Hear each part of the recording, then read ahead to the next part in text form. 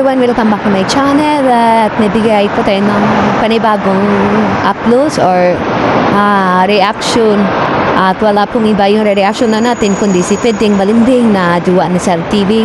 At this moment, nandito na po tayo sa sa Pinas at upload video lang po tayo. Sana supportahan po natin. So, supportahan niyo po guys. Maraming salamat po. At supportahan naman po Rowena name. Di pa rin nabis tayo Maver, Team Renas Community, ayan, Team Oppo, and Team Key and Time, ayan. Maraming salamat po.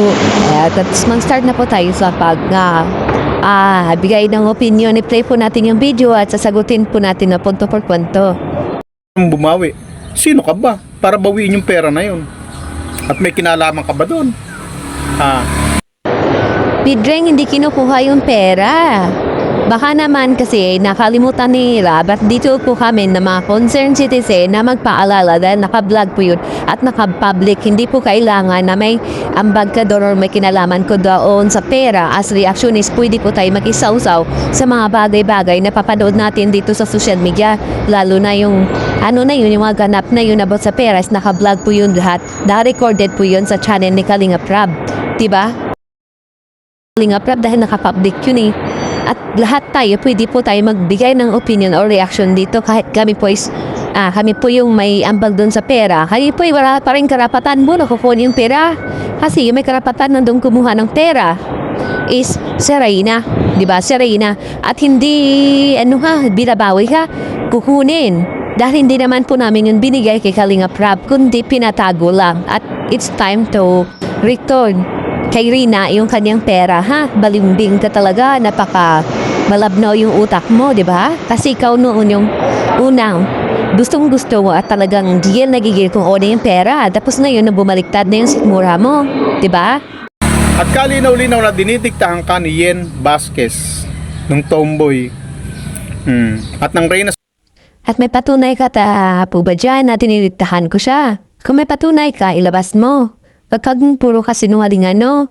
Kasi kung hindi mo mapatunayan yan, isa ka ang dakilang sinungaling. Ayan ha, napagawa ka ng kwento, mapagtahi ka ng kwento ka o sa'yo tayin mo yung bunga mo. Matanda ka na. Ayan, puriagaba sa'yo, Pedring. At patunayan mo rin na tumboy ako, ha? Pedring, ha? Patunayan mo rin na tumboy ako. Napakita ka ng prueba o ebidensya na mapatunayan mo na tumboy ako. Ang tanda-tanda mo na, yung malabnaw pa rin utak mo, malasahado pa. Kung kailan ka tumanda, tsaka ka naging utusan. Ha? Nagpapatikta ka sa mga bata. Ako nga umayaw na dyan eh. Ikaw ang pumalit. Anak ka ng tatay mo, boy buwan. Akala ko ba may prinsipyo ka? Bakit nasa antay-kalingap ka ngayon at nagpapadikta ka? Huwag mong itanggi na hindi ka nadidiktahan. Bakit? Diba ikaw yun? Back to you, Pedring. Ay, yung gawain mo, wag mo ipasa sa iba. Kasi ikaw yun kung saan ang tumanda doon ka naging aso. Na inamin mo na utusan kita, inuuto kita. Diba sa live mo mismo? Na sinabi mo, inuutusan kita at inuuto-uto kita. So ngayon, back to you, Pedring, dahil ikaw yun, wag mo ipagbintang sa iba. Kung saan ka tumanda, uto-uto ka at naging aso. Aso ka ng Renas Community noon hanggang ngayon. Lumipat ka sa Kalingap, naging aso ka pa rin, di ba? So ano yung mo, yung ipagmamalaki mo? Wala kang dapat pabamalaki dahil manatili kang aso kung saan kang community pupunta. Dahil wala ka naman talagang bilang eh. Feelingero ka lang talaga. Ayan, hambog. Di ba? Feeling mo, magaling ka, pero yung totoo, wala kang bilang. Yun ang patutuhanan, Pedring, tanggapin mo yun, wala kang bilang. Di ba? Diba nga sinabihan ka ni Pastor, maging aso or makulong. Da pinili mo maging aso ka. Yun ang pinili mo dahil takot kang makulong dahil sa kalabnaw ng utak mo pagkamalasado ng utak mo. Ayan, nagbalimbing-balimbing ka na ngayon dahil hindi ka nakinig sa master mo eh. Diba sabi mo, master mo ako, kawawa naman itong tigulbam na to. Kung saan na tumandado, naging uto-uto, no? Ayan, naging aso. Ayan, yung dating niya tinatawag mga asong ulol, Ngayon kasama na siya sa mga asong ulol at naging asong ulol pa siya ng asong ulol. Pambira to, kawawan mo itong matanda na to. Utusan? Bagong aso? Yung bagong tagatahol? Oh. Kasi yun lang naman gagawin, tatahol ka lang naman eh. Kasi wala ka rin magagawa eh. Kasi Lolo Buwan, ganyan lang gagawin mo hanggang tahol ka lang. Susunod ka lang sa utos para tumahol ka ng tumahol. Pero kung tutuusin, wala kang magagawa. O iniinsist mo talaga na inuutosan siya, no? Kahit yung gawain mo kasi, huwag mo ipasa sa iba at patunayan mo na inuutosan siya dahil hindi naman siya kasing tulad mo na malabnawang utak eh. Kasi ikaw lang naman, kailangan mong maging utosan dahil wala ka na eh. Kailangan mo ng pera kahit kailangan mo sumunod ng mga utos na iba't ibang personalidad para magkaroon ka ng pera. Eh, siya may pera naman, mayroon siya sa buhay, ikaw wala ka eh. Ay, ikaw yung pwedeng yung gawain mo, yung trabaho mo, yung career mo, huwag mo ipasa sa iba dahil magkaiba po kayo. Mahalos malayo yung antas niyo sa buhay, pwedeng no? At patunayan mo yung sinasabi mo, nautusan siya. At yung sinasabi mong takol ng takol, di ba ikaw yun? Takol ka ng takol dyan. Diba? Mula noon hanggang ngayon, takol ka ng takol, kaya nakasuhan ka dahil takol ka ng takol eh. Diba? Sa sobrang takol mo ng takol, nakakasuhan ka. Sino ba nakasuhan? Diba ikaw? Sa hahatahol mo at pambalahora? Diba? At ikaw, may magagawa ka ba? Matanong lang. May magagawa ka ba? Ano bang pwede mong gawin? Diba tahol ka rin ng tahol? Diba anong ginagawa mo dyan? Tumatahol. O, pambihira ka? Ano ba ginagawa mo? Pareho lang naman tahol ng tahol. Lahat pito tahol ng tahol kung yun ang tawag mo sa nagbibigay ng reaksyon. Ba, tahol ng tahol, wala namang magagawa. Ikaw may magagawa ka ba? Pambihira ka. Tanda ka na, balasado utak mo. Bakit pera mo ba yun? Tingnan niya natin kung kaya mo bawiin. Matanong lang, kaya ninong pera yun? Kera ba? At hindi yan binigay kera para sabihin mong binawi. Gusto na namin na ibigay kay Nirap kay Reyna yung pera ni Reyna. Kay Reyna pera yun na pinatago lang. Hindi yun binigay kera para bawiin ha? Malabnaw talaga utak mo, malasado ka. At kanino pa ang pera yun? Matanong lang Pedring. Kanino pa lang pera yun? Malasado talaga utak mo, iba kang klase Pedring. Ibang klase ng utak mo. Iba? Kay Reyna na pera yun, pinatago lang yung piningin na. Papanood ko ulit sa yung video kasi malasado para isampa sa yung katotohanan sa utak mo. No? Dapat na siya ng mga 20.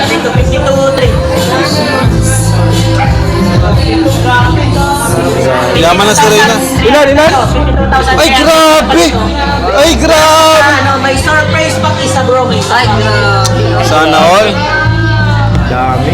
Lahat po nitong pera na ito mapupunta ito sa bank account ni Reyna para sa kanyang future. Yes.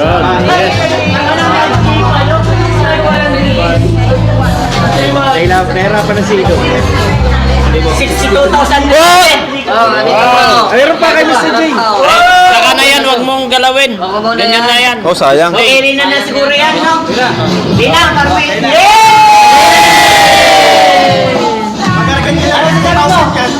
Salamat po. 2,000 yan? 2,000. Grabe. Kasi sa cellphone mo lahat. Sure? Wala ka. Hindi ka man galit. Ano man, maganda yung birthday mo.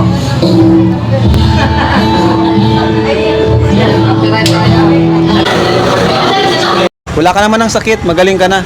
Ano? Hintayin lang natin matras, okay? Ano Reyna, ready ka na? Ready. May surprise pa tayo dito ng isa. Kinakabahan ako. Ano kaya to?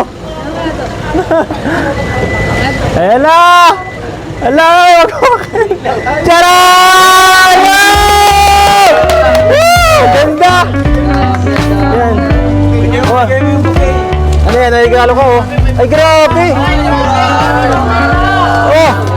Parang pamay pa yung laki. Grabe. Sa akin to? Ito? Yung box. Ay, ito pala sa akin. Thank you po. Hilahin mo daw. Ay! Ay! Nag-stuck! Nag-stuck! Papunit. Dahan lang. Papunit. Nag-stick bro, nag-stick. Ay, thank you po! Thank you! Grabe! Thank you po, thank you. Thank you po. Birthday din eh, Edo eh. Bro, mayroon pa yan. Salamat bro! Ay!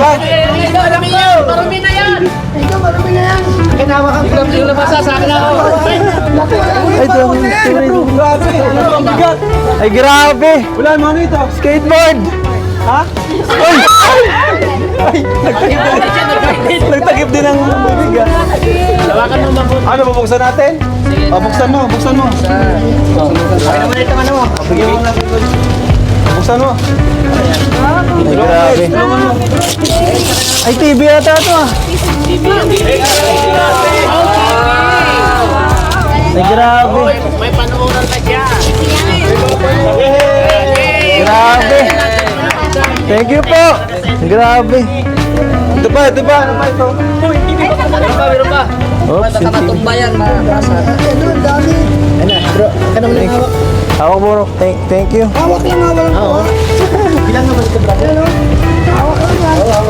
Ano pa yan? Ito pa bro, o, basahin mo. To Reyna from Edron Community. Oh, ano to Reyna?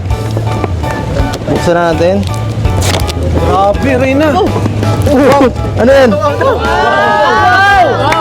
Ay, grabe. Ano yan? Ano mo yan, Reyna? Pang 10 years na birthday mo na ito. May sapatos pa po. Reyna, dyan mo. Dyan mo lang, dyan mo lang. Wag mo tagalin. Tapos may pantalon pa po. Parang 10 taon na birthday mo na to ah. Ano yan? Mawakan ang gibat. O, tutok mo doon bro. Salamat. Ayan, thank you. Happy birthday, Reyna. Wisdom mo. Ito na, bibilangin ko lang lahat. Wait lang. Daming pera. Daming pera. Ilan yan? Ilan yan? 5,000 daw. Wala to. Lampas yan. Balat mo. Diyan lang. Saan daw ito? Magpupunta sa... Sa bangko din, lahat na makukuha niya ang pera. Alat doon mo kung makukuha ang pera. Bilangin na lang. Sige, bilangin mo na. Ilan Then, sila? 87,300 po yung nakuha nung ni Rina. Palakpakan ko tayo, 87,300. Lalagay ko na sa bangko mo. Ha? Para marami kang pera. Thank you. Okay, konti na lang Rina, konti na lang. Rest ka na magbukas? Ay, di ba? Uy, nandaan ha? Hindi alam, basta binili. Saan mo ano yun? Saan mo? Galing saan? Galing kanino to bro? Wala. Lapit na. Para kayo na din ah. Mr. Pogi. Mr. Pogi. Mr. Pogi, Pili Pogi. Wow. Parehas kong ano, pwede mo sa suot mo lang. Thank you. Meron tayo ito, diba? Ito may mas malaki. Dito. Tulungan nyo, baka maano. Wow. Meron tayo ano. TV. Anong rin ha? Touchscreen? Wow! Ito panuuran na. O yan nyo na, ilagay nyo na dyan oh. Wow. Sana all. Rina, may TV ka na. Ano masasabi mo Rina? Masaya ka ba ng birthday mo? Marunong sa Rina pasalamat, dati di marunong sa Rina. Yun. Oh, nice one.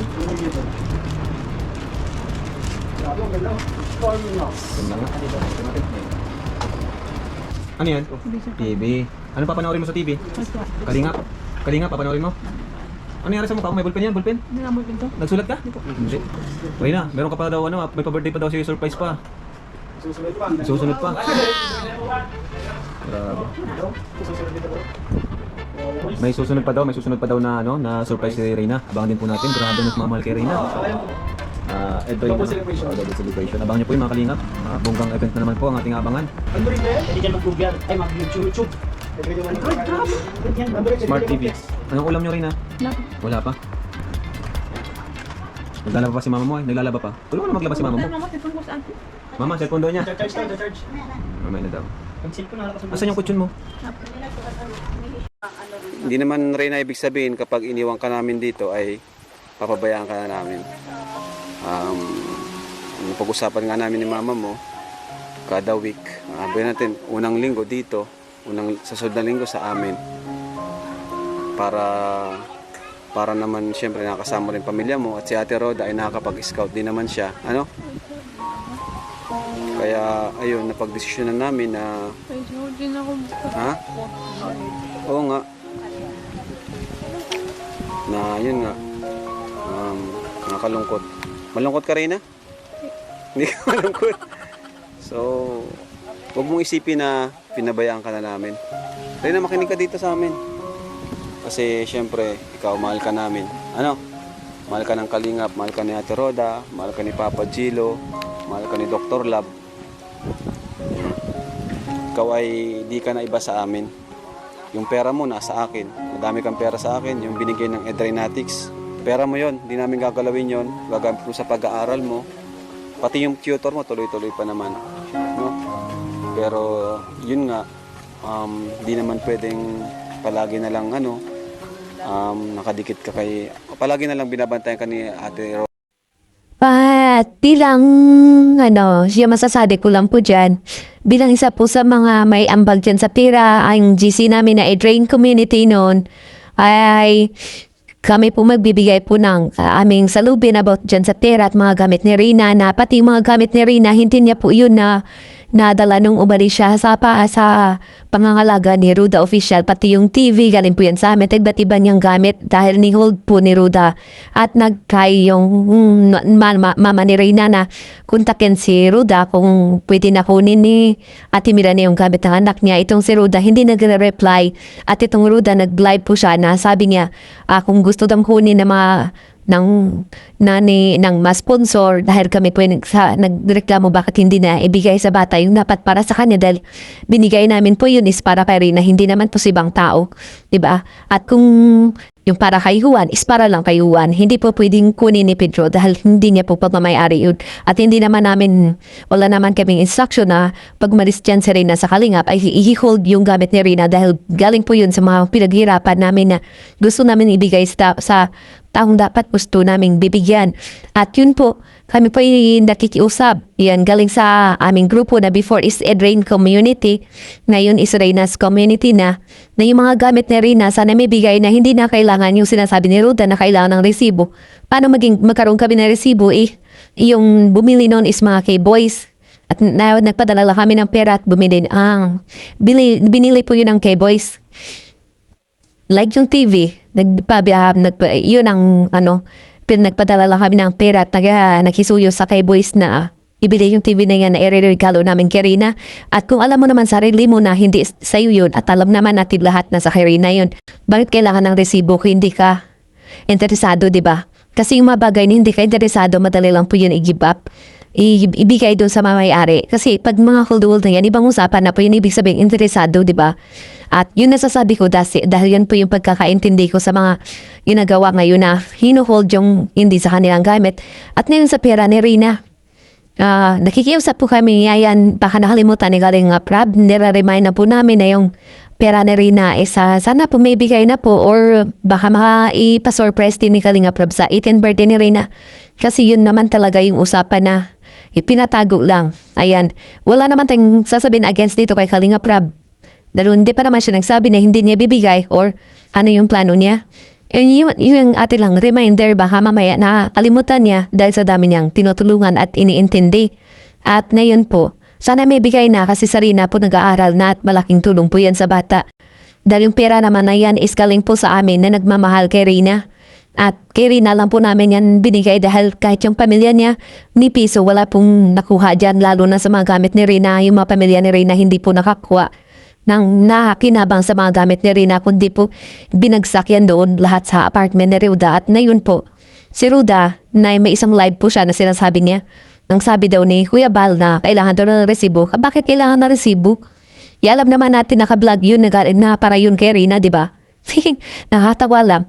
At ayan, kung talagang totoong humanitarian po tayo at mabait po tayong tao, maka-Diyos, ibigay na natin yung dapat ibigay sa bata dahil si Rina po is kawawa po talaga siya. Alam naman natin yung sitwasyon yun sa sa buhay, at siyempre alam naman natin na kaya tinutulungan yan kung ano yung sitwasyon niya dahil may sakit nga po yan at deserve na po talaga yung tulong. Huwag naman po nating masyadong kawawain yung bata dahil para po sa kanya yan.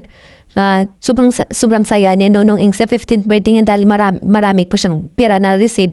Yun pa, if ever hindi bigay, wala pala yun. Hindi po siya nakinabang sa kanya na dapat sa kanya, di ba, kawawa po. Kung may mapuso po tayo, bibigay po natin sa bata dahil kailangan niya po yan. At yung pera na yan, pinaghirapan po namin yan galing sa aming pinaghirapan din mismo. Di ba? Dahil gusto namin ibigay dyan guys sa bata na tinutulungan namin. At alam ko naman si Kalinga Prab maawain yun at bahal niya naman si Rina at hindi ako naniniwala sinasabi ng iba na hindi daw ibibigay. Hindi po, baka ibigay naman ni Kalinga Prab.